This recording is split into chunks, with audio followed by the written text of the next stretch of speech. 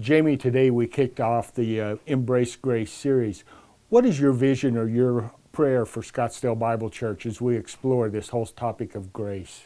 I think that's a great question. I mean, I've been asked by a lot of people, why grace? Why are we doing this? And what's so amazing, if you will, about His grace? And I've even heard some Christians basically imply, if not say overtly, well, as we look at grace, I sure hope we don't forget about obedience and forget about truth and things of that nature. And I'm almost saddened when I hear people say that, and I'll tell you why.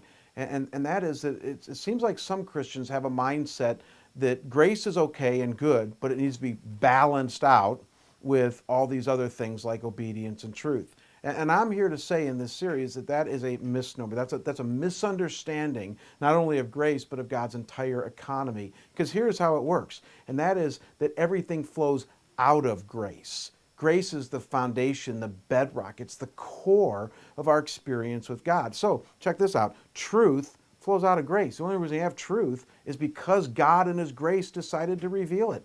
Obedience flows out of grace. The only reason we can obey is because He gives us the grace, the power, the strength, the salvation in order to obey. And that's what I want Christians to get here, is that gone are the days that we need to stop treating grace as if it's some little part of God's kingdom, and isn't it wonderful He gave it to us, to being enamored with it and amazed by it, that it's the core of who God is. That's what I hope that Christians will start to grab onto.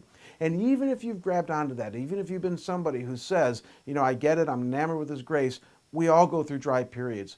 I go through dry periods. And my hope is that if you're in one of those periods, or if you're even preparing for one of those periods, that this type of look will sustain you. This study will sustain you through whatever storm God is bringing your way. So simply put, I want our church to get grace. I want us to be so enamored with it, amazed by it, that we sing these songs that we're singing, we study the text that we're singing, or studying in a new way that just blows us away. Thank you, Jamie.